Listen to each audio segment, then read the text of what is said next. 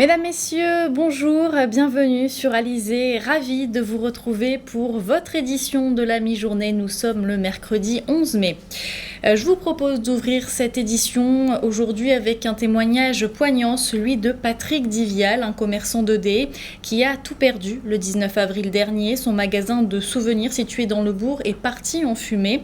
Une chaîne de solidarité a été mise en place dès le jour du sinistre. Patrick Divial qui compte bien reprendre le plus rapidement possible son activité. Éric Pommier l'a rencontré. Le jour de l'incendie, j'étais présent. Ça a été très difficile parce que j'ai assisté un peu avant l'arrivée des pompiers aux flammes qui sortaient de partout, voilà. Et c'était vraiment très dur. J'ai dû essayer d'épuiser, j'ai dû essayer de trouver de l'énergie pour tenir le coup face à cet événement qui me touchait là. Et c'est vrai qu'il n'y a pas de mots, il n'y a pas vraiment de mots pour qualifier vraiment ce qu'on ressent. Et reportage complet à retrouver dans notre édition ce soir à 19h. Au chapitre social, la grève à la caisse des écoles de Bémao a pris fin. Le syndicat UTC-UGTG a trouvé un accord hier lors d'une rencontre en fin de journée avec Madame le maire. Ils ont notamment obtenu une augmentation de leur ticket resto. La reprise du travail est donc effective depuis ce matin.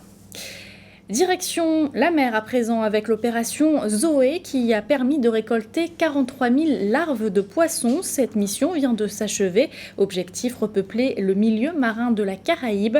Depuis plusieurs années sous l'effet de la surpêche, de la dégradation des massifs coralliens et des pollutions d'origine humaine, on constate en effet un réel appauvrissement du milieu marin en Guadeloupe. Les précisions de Johan Charpentier-Titi. Qu'ils soient pêcheurs ou scientifiques, un même constat, il y a de moins en moins de poissons dans les eaux caribéennes.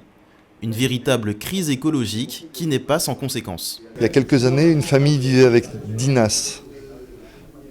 Aujourd'hui, plus personne ne vit avec 100 nasses. Donc il faut être conscient de ça, qu'aujourd'hui, la pêche est en grand danger, juste du fait qu'il n'y a plus de poissons. Le projet Zoé prend alors tout son sens. YMER, l'initiative guadeloupéenne pour la restauration des écosystèmes marins, a lancé cette vaste opération de récolte de larves de poissons et d'élevage en 2013, avec à terme l'objectif de repeupler le milieu marin de la Caraïbe, un travail qui intéresse tout particulièrement les pêcheurs et sans qui il n'aurait pas été possible. Quand moi j'ai adhéré personnellement, c'était pour savoir exactement ce qui se passe dans nos eaux, qu'est-ce qu'on a comme poisson, le renouvellement de certaines espèces, et par rapport aux différents courants, ce qu'on peut avoir ou non. Si pour l'heure, la mission Zoé est une réussite, avec environ 43 000 poissons récoltés, soit 36 familles et 76 espèces différentes, d'autres étapes sont au programme. Il faudra notamment vérifier si les poissons élevés en captivité retrouveront leur instinct en milieu naturel. La suite, là, c'est pêcher plus.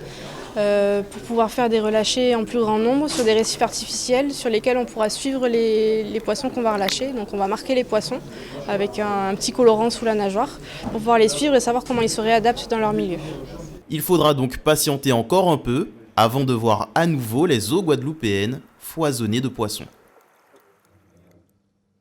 La France a commémoré hier l'abolition de l'esclavage. Une cérémonie s'est notamment déroulée à Paris, au Jardin du Luxembourg, en présence du président de la République, de l'ancienne ministre de la Justice, Christiane Taubira, ou encore du révérend Jesse Jackson. Le président François Hollande qui a annoncé la création d'une fondation pour la mémoire de l'esclavage. Je vous propose d'écouter un extrait de son intervention. Le Comité national a fait un très bon travail depuis plusieurs années. Et justement, il faut lui donner une nouvelle ampleur.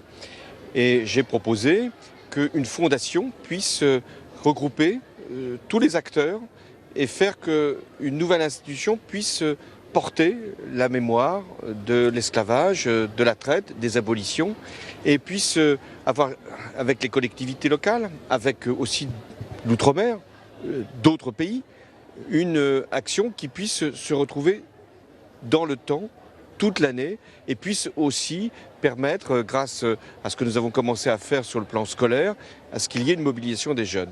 Cette fondation aura donc des moyens supplémentaires et elle pourra aussi réfléchir à des lieux de mémoire, un mémorial, peut-être ici à Paris, mais ça c'est la mairie de Paris qui en décidera, et aussi, et ça c'est une demande qui est répétée, de musées qui pourraient également se fédérer autour de la Fondation. Donc la Fondation c'est plus de ressources, plus de moyens, plus aussi de fédération de toutes les initiatives qui existent aujourd'hui pour qu'elles puissent être au service de la seule cause qui vaille, qui est l'égalité humaine.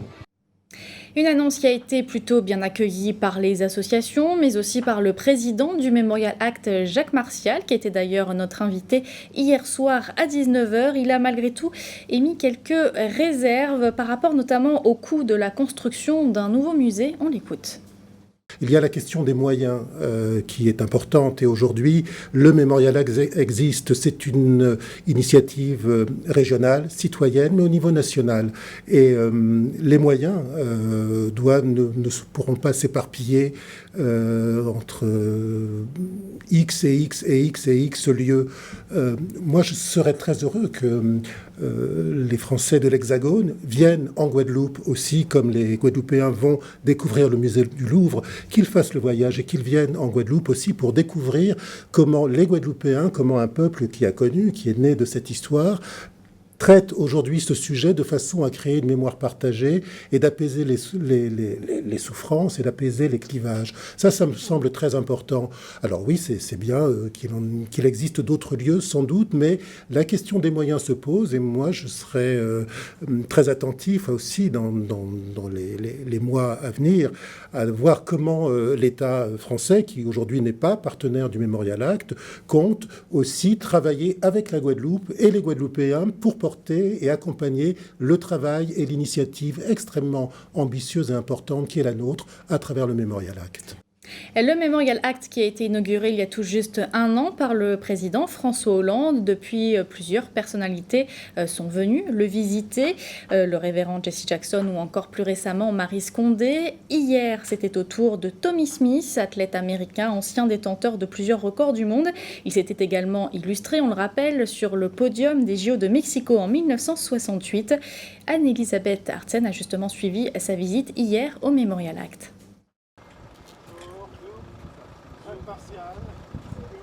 Ancien détenteur des records du monde du 200 et 400 mètres, Tommy Smith est surtout devenu célèbre pour avoir protesté sur le podium du 200 mètres des JO de Mexico en 1968 avec son compatriote John Carlos et l'Australien Peter Norman contre les discriminations dont étaient victimes les Noirs aux États-Unis. It's history that I've never heard before. Je suis en train de découvrir toute une partie de l'histoire qui est mal connue aux États-Unis. On a toujours l'impression que l'histoire de l'esclavage se limite à nos frontières. Et là, je découvre que c'est vraiment à travers ce monument extraordinaire qui est consacré à l'histoire de l'esclavage dans le monde, je découvre vraiment la magnitude de cette histoire qui ne nous est pas toujours enseignée. Et ça va très loin. Et le fait d'être là, justement, avec ces vraies chaînes, ces chaînes d'époque, ça nous fait vraiment revivre ces moments de l'histoire. Et donc, c'est vraiment, on a ici les preuves de cette histoire avec une grande force et une grande magnitude dans ce bâtiment qui lui est consacré. Moment fort de cette visite, la salle consacrée aux États-Unis avec cette photo mythique des JO de Mexico.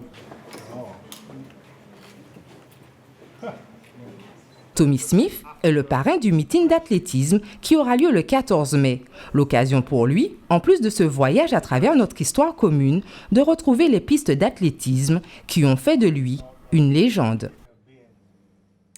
Et on en vient à notre tour d'horizon de l'actualité dans notre grande région de la Caraïbe. Nous reviendrons notamment sur ces nombreux rebondissements dans l'affaire de destitution de la présidente brésilienne Dilma Rousseff.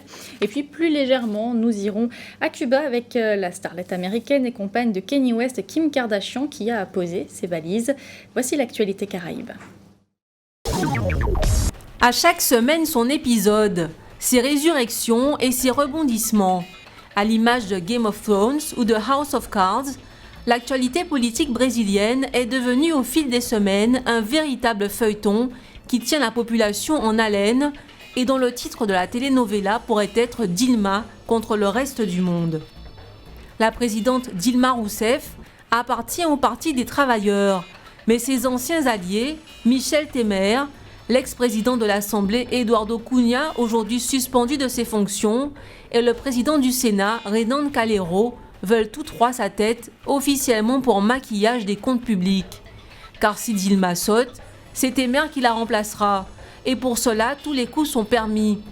Dernier événement en date, la décision unilatérale du président de l'Assemblée de suspendre le vote des députés au motif qu'il portait atteinte à une pleine défense de la présidente. Mais si Dilma Rousseff est accusée d'avoir maquillé les comptes publics, ses accusateurs sont loin d'être tout blancs eux-mêmes.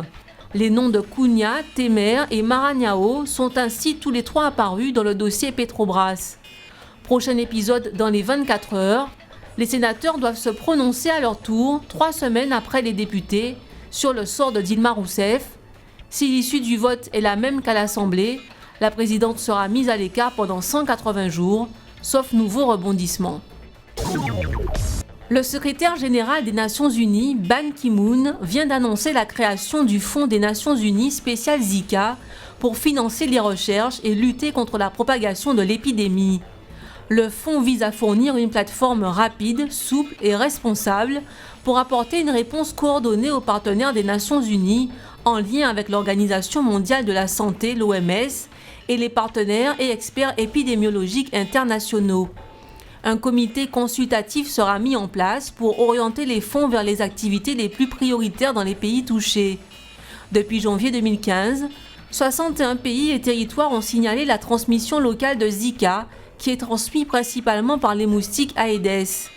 La hausse récente de la propagation du virus dans certains pays a été accompagnée par une augmentation sans précédent du nombre d'enfants nés avec une microcéphalie. Plusieurs pays ont également signalé une augmentation du syndrome de Guillain-Barré, un trouble neurologique qui peut conduire à la paralysie et la mort. La très bling-bling Kim Kardashian s'est envolée à Cuba avec ses sœurs Kourtney et Chloé, mais aussi avec sa petite famille au complet. Kanye West, leur fille North et le petit dernier Saint, dont c'était la première sortie.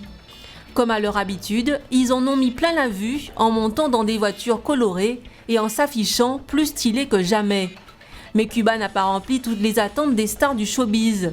La famille Kardashian, qui tourne actuellement la suite de son émission de télé-réalité sur la Grande Île, a vite déchanté. Kim et sa smala auraient été frustrés et auraient hâte de rentrer aux États-Unis. En cause, le défaut d'accessibilité au réseau Internet pour garder contact avec leurs fans et le manque de prestations luxueuses dignes de leurs attentes. Dur d'être une star. Retour en Guadeloupe, journée porte ouverte aujourd'hui au CAGI, objectif pour le Centre d'analyse géopolitique internationale, faire découvrir la filière sciences politiques de l'Université des Antilles, une filière qui va de la première année de licence jusqu'au doctorat. Cette JPO a lieu au siège du CAGI au rond-point Miquel à Pointe-à-Pitre. Fred Reynaud en est le directeur. Il évoque justement au micro de Marion Bordier le nombre d'étudiants qui postulent chaque année dans cette filière. On l'écoute. Il y a en général, si vous voulez, une trentaine qui postulent et on retient entre 15 et 20 étudiants, sur la base bien sûr de leurs résultats, mais également de leur motivation surtout. Nous, on cherche d'abord à vérifier les motivations des étudiants, au-delà des résultats qui peuvent être moyens. Mais les étudiants motivés parfois sont souvent meilleurs une fois qu'ils ont choisi vraiment de faire la discipline. C'est la période en ce moment pour déclarer vos impôts sur le revenu. Hier, justement, le CRIJ, le Centre régional information jeunesse, a organisé une matinée d'initiation, d'accompagnement et d'information à la déclaration des revenus en ligne. En effet, dans quelques années, ce sera obligatoire. Les précisions de Marion Bordier. Ces déclarations de revenus pré-remplies et avis d'imposition à la main qu'une dizaine de contribuables se sont rendus au CRIJ, le Centre régional d'information jeunesse. Tous ceux qui ont fait le déplacement ont pu déclarer en ligne leurs revenus, aidés par un agent du Centre des impôts des Abîmes. Quand vous faites la déclaration par Internet, c'est pas compliqué. Vous avez donc, vous avez les salaires qui vont apparaître, vous avez votre salaire, d'accord ? Et en dessous, vous avez frais réels. Et vous avez une touche où il y a marqué détail des frais réels ou calcul des frais réels. Vous cliquez dessus. C'est une nouvelle technologie qui permet aux gens de posséder la totalité du processus de la déclaration d'impôt sur le revenu de A à Z. Ils gagnent du temps. En plus, ils ont directement leur avis d'imposition pour 90% des cas directement, immédiatement, dès qu'ils ont signé leur déclaration, ils ont leur avis d'imposition. Ils peuvent la rectifier jusqu'au mois de juillet et ils peuvent la corriger après à partir du mois d'août. La démarche est simplifiée. C'est non seulement un gain de temps pour les contribuables, mais aussi pour les agents des centres des impôts. J'ai toujours choisi en fait la facilité. Chaque année, depuis que j'ai atteint l'âge de déclarer mes revenus, donc je laissais le soin à mon frère de déclarer mes revenus. J'ai été surprise par la rapidité, j'ai été surprise par la simplification. Et je suis heureuse parce que pour une première, j'ai pu déclarer mes impôts. Non seulement j'ai pu déclarer, mais en ligne. Cette initiation est une étape incontournable pour les contribuables. En 2019, déclarer ses revenus ne pourra se faire qu'en ligne. Cette année, la télédéclaration est déjà obligatoire pour ceux dont le revenu fiscal de référence dépasse les 40 000 €. De plus en plus, l'ensemble des services de l'État dématérialisent leurs services. Donc il est utile et important que chacun puisse avoir accès, soit initié pour permettre que cette transition se fasse en douceur. Pour l'heure, seulement 25% des contribuables guadeloupéens déclarent en ligne leurs revenus. Les autres sont souvent des personnes âgées, isolées ou bien dépourvues d'ordinateur. Un mot de sport avec la qualification de la J Saintoise pour les demi-finales de la Coupe de Guadeloupe de football hier soir. Les Saintois ont éliminé les Abimiens de la Jeunesse Évolution sur le score de 3-2. Culture à présent avec l'exposition « Je récupère, je valorise » qui a été prolongée jusqu'au 25 mai au centre culturel Rémy Ninsouta à Pointe-à-Pitre. 4 artistes exposent leurs œuvres sur le thème du recyclage. Les tableaux et les maquettes de Bernard Lassiva, eux, représentent toutes les étapes de la connaissance. Le reportage de Marion Bordier. Miroirs, balles de tennis, numéros et lettres de plaques d'immatriculation, mais aussi matériaux électroniques et boîtes de conserve, ont pris possession du centre culturel Rémy Ninsouta. Transformés en toile ou en maquette, ces matériaux inédits se voient offrir une seconde vie. Toutes ces œuvres, signées Bernard Lassiva, représentent une étape bien particulière de l'évolution de l'humanité. Je pars du principe qu'au début, on avait une vaste boule, un vaste agglomérat de connaissances et que les hommes, pour un petit peu évoluer sur la Terre, pour maîtriser tout ce qui était autour d'eux, ont attaqué cette grosse boule de connaissances et ont disloqué toutes ces choses pour arriver à aujourd'hui ce que l'on a comme technologie autour de nous, toutes les sciences en fait que l'on maîtrise et qu'on utilise. J'ai presque envie de dire vulgairement. Le plexiglas sert de support à presque toutes les œuvres de l'artiste. Molécules d'ADN, urbanité de l'archipel et déchets nucléaires, les représentations en relief côtoient les tableaux. Comme cette statue transparente dont les deux faces symbolisent les deux côtés de l'humanité. Deux côtés où les couvercles de boîtes de conserve et le fil de crin ne font plus qu'un. J'ai essayé de faire apparaître deux mondes qui coexistent. Un premier qui correspond un petit peu à notre vie de tous les jours, dans lequel on a un petit peu tous paré de vêtements, de formes, un travail et tout le reste. Et c'est la partie bien colorée en fait de l'œuvre. Sur l'autre face, on a un aspect où les gens, où les humains sont un petit peu plus nus, c'est-à-dire qu'ils sont dépourvus justement de tout cet appareil qu'on a en société. Ces êtres-là, ce sont des yeux et peut-être des doigts pour taper et des yeux pour voir ce qui se passe sur l'écran. À partir de matières récupérées ici et là, l'artiste présente les progrès liés à la connaissance, mais aussi ses dérives. On est dans une espèce de monde où on vit. On vit, point. Je crois qu'on a une autre forme d'émancipation qu'on n'utilise pas. On a un domaine qui est sous-jacent, qu'on a complètement oublié. Et je crois que si on accédait réellement en fait, à ces choses, ça aurait été autrement. Notre vie serait différente. Je crois que l'aspect spirituel, le développement en fait, personnel a pour beaucoup à voir dans notre évolution. Les œuvres de Bernard Lassiva sont l'occasion de découvrir que création peut rimer parfaitement avec récupération. Une exposition donc à découvrir jusqu'au 25 mai au Centre culturel Rémy Ninsouta à Pointe-à-Pitre. Avant de se quitter, vos infos pratiques, vos coupures d'eau du jour.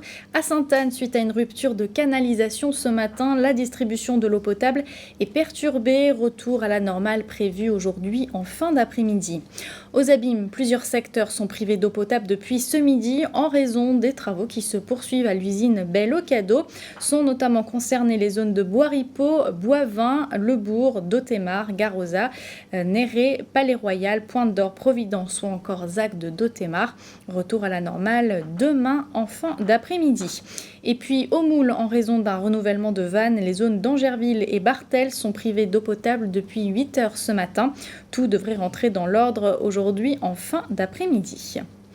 Le temps qu'il fera cet après-midi en Guadeloupe, la pluie devrait s'inviter dans le ciel. Des averses annoncées aux 4 coins du département, entrecoupées tout de même d'éclaircies. Les températures, elles seront comprises entre 27 et 30 degrés. C'était le journal d'Alizé. Merci de l'avoir suivi. Une édition que vous pouvez bien sûr revoir sur notre site www.alizé.com. Dans quelques instants, vous avez rendez-vous avec votre rubrique sportive Minute Sport, suivie de l'actualité nationale et internationale. Je vous donne rendez-vous ce soir à 19h pour votre édition locale et régionale. En attendant, bon appétit et très bon après-midi sur Alizé.